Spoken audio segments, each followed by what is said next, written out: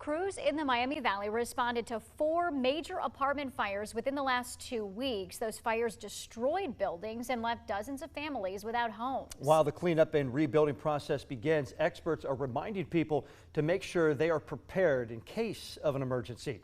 2 News reporter Riley Phillips with us live in the studio, digging deeper into what you need to know to protect yourself. Riley?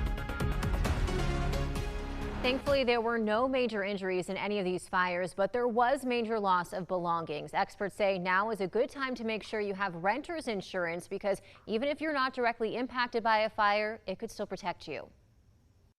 Last week, firefighters battled flames at apartments in Washington Township and Harrison Township. Then over the weekend, fires at complexes in Yellow Springs and Fairborn. While they're still being investigated, firefighters say one of the most common causes of fires in apartments is cooking. A lot of fires that we see in apartment buildings, really just like single-family homes, often relate to cooking.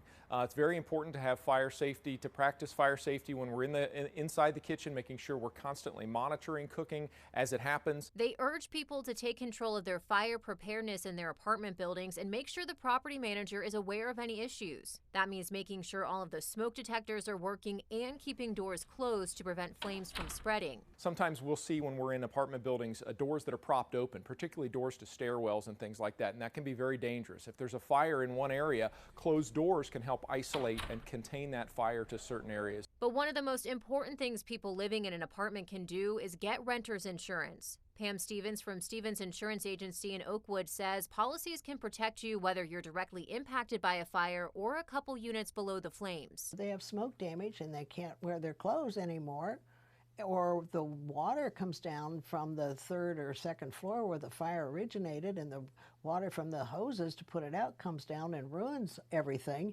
You've got coverage. Most policies are similar, but Stevens recommends looking for one that covers the replacement cost of your belongings so you can get back what you originally paid for them. Most policies will also cover additional living expenses if you have to stay in a hotel for a while. Stevens says the average cost of renter's insurance is $110 to $150 a year, which comes out to about $10 a month. She says that's a small price to pay for peace of mind. The fire insurance and the theft that's so important that people don't think it's a big problem until something happens. And then all of their clothing and all their stereos, all their electronic equipments, everything is gone.